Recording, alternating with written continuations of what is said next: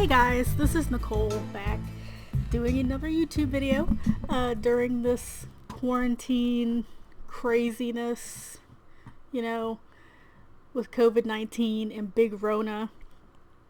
So I decided to do some realistic drawings in my sketchbook because I wanted to try something a little bit different. I like challenges, and especially in marker, doing realism or semi-realism as what this is, it's a little bit more complicated.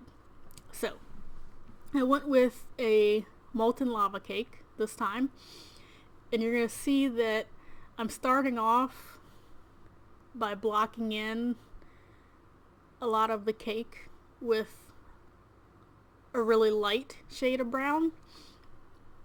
And I find that marker is very much like watercolor in the sense that you always want to start very light and then work your way into a darker color, because starting off too dark, there's no coming back from that. So here you can see me really blocking in the cake,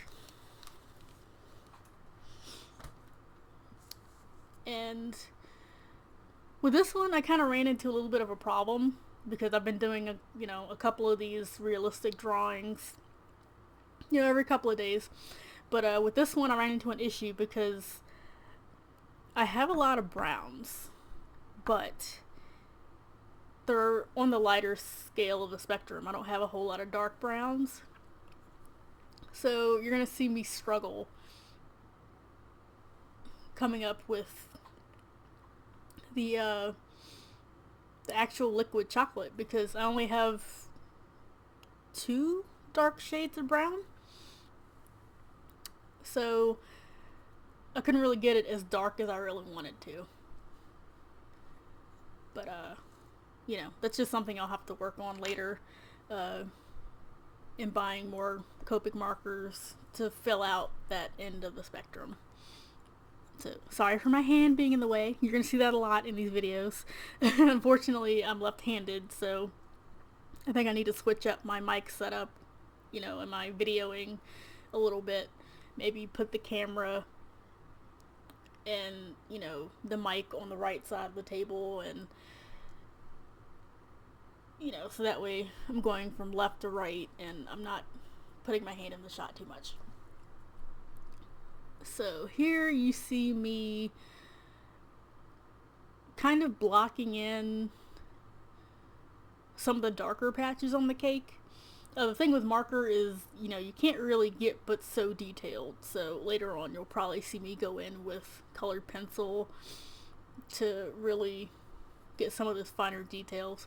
But the purpose of these studies is to really focus on contrast as well as, a little bit of realism. So none of these realistic drawings that I'm doing are going to be super 100% accurate. As you can see with the design, I kind of changed the shape of the whipped cream on top and did a few less strawberries and a few less leaves, just to make it a little bit more artistic, a little bit more pretty.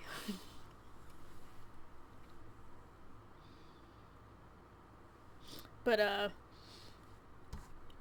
so yeah, I think later on in the video you're gonna see me using 2 shades of red, because also with my reds I'm also don't have a whole lot of those shades in my collection. So there's a few weak spots. I have about, I want to say like 50 Copic markers now, but there's still a couple of weak points in my color story. And reds and the darker shade of browns are some of the weak points. I think I'd like a few more skin tone colors as well, just to round that out too. But I'd have to wait because, like everyone else, we're going through this quarantine in the States, and hours are getting cut back and people are getting let go, and it's like I really can't buy anything right now. So in some ways this would be the perfect time to buy things because all the stores are sending you emails about online shopping. But with my hours being cut back and my fiance's being cut back, it's like we'll have to wait till later once all this is over. Assuming we don't have any, financial hardships because of this. So here I'm starting the chocolate molten part of it. You're going to see me go in with one of the lighter browns and go right over top of it with one of the darker browns. You can see there I was trying a little bit to keep the white parts of it white, the white of the paper, but the thing about marker is you're going over it multiple times, so you're going to see that little white dot there get smaller and smaller because, it's just a little less precision with markers. It's good for, large swaths of color, but when you're talking about details, like little white parts on there, they're going to get covered over quickly, so you're going to watch that little dot get smaller as I go over it with more and more color. So now I'm going over it with the darkest shade of brown I have, and it's dark, but it's still not as dark as I'd like it to be because I can see the contrast in the photo, and I really need just maybe a couple more even darker shades of brown there to make that work out the way the photo is showing.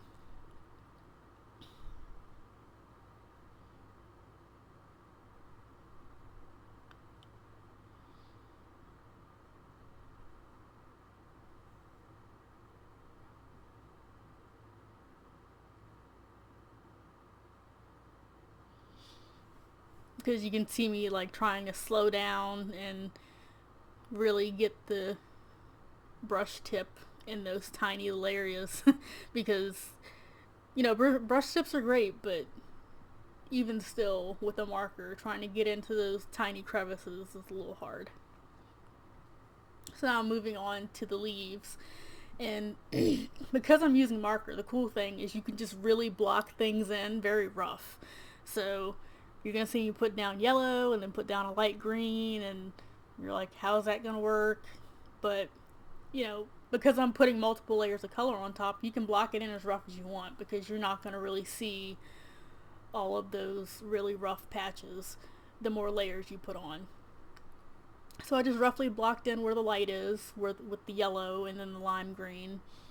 And now you're going to see me go back over it with the darker green, kind of adding the details of the little fissures in the leaf, which help to cover up that rough block.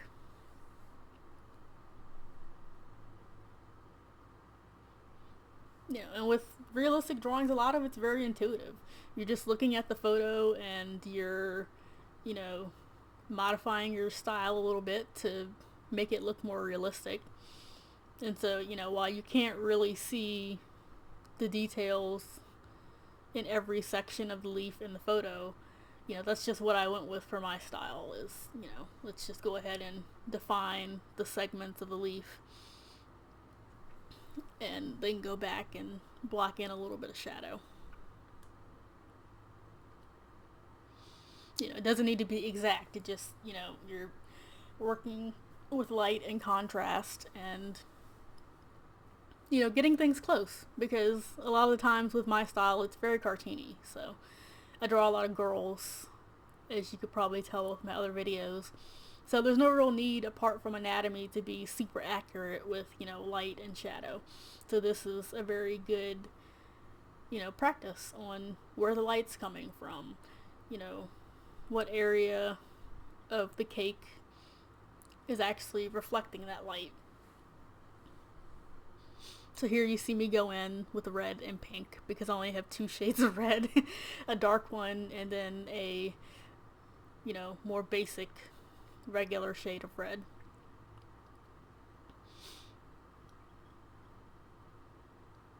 I always think when I make these that it looks a little too rough, like the seeds on the strawberry a little too dark, not really so like finessed, but I feel like with these types of drawings, once you go back in with a white gel pen and you block in a lot of the bright highlights, then it kind of finesses everything together. So I feel like the white really tones down a lot of that blockiness because you're adding the reflectiveness on every single part. So actually for the whipped cream, I went in with some of the really light E markers. It's like E000, pale fruit pink, I think it's called. And so yeah, I was able to use like some really light skin tone shades that are more peachy for that. I mean, and white things are always a little hard because you want to keep things as white as the paper but still show the definition. So I felt like going in with a peach color for the whipped cream was good. And here you're going to see me start to really block in the powdered sugar on top. And I just got tired of using the gel pen, so I went back in with a white China marker to try and, because it's supposed to be powdery. So I felt like the China marker and how rough and, colored pencil like it looks would be a good way to kind of block in a lot of the white without having to do a million gazillion little dots with the white gel pen. So I was using the China marker to block in as much as I could because I didn't want to sit there for like another hour blocking in with gel pen. But I feel like it also gives the effect of the powdery, so it works well. I wasn't sure about it at first, but it turned out okay. And plus, since the China marker is super blendable, so I can go back with my fingers and kind of, blend it out a little bit. Here you can see once you add the highlights on top, it kind of masks a lot of that super harsh blockiness that the marker gives. So, because like most artists, I love my white highlights. So this was the perfect example to go in with a lot of white highlight because there was just a lot of powdered sugar on that cake for me to block in. And this is the one case where there's never enough white.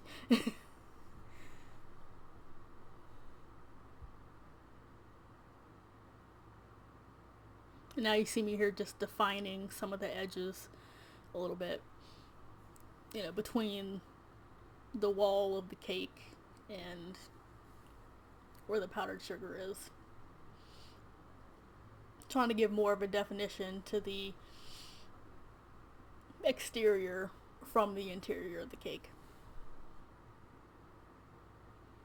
And you can see there on the China marker, it's like the little white string that you use to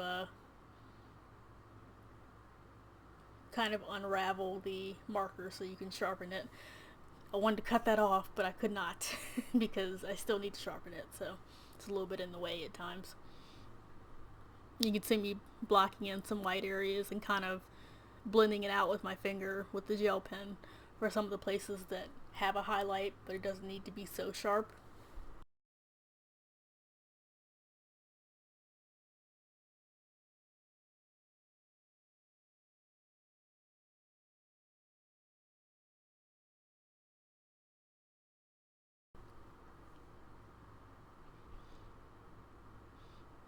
And yeah, this has been my coping mechanism for the quarantine, was just drawing realistic things. And you see me here going back with a colored pencil to define some of the areas that the marker's a little bit too thick and blocky to get.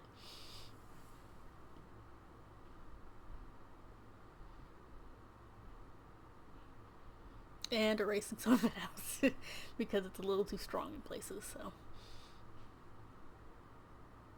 I just feel it helps enhance the entire finished product to go back with colored pencil and kind of define some of the small thin lines, especially on white things, so you can kind of get a little bit more definition. So yeah,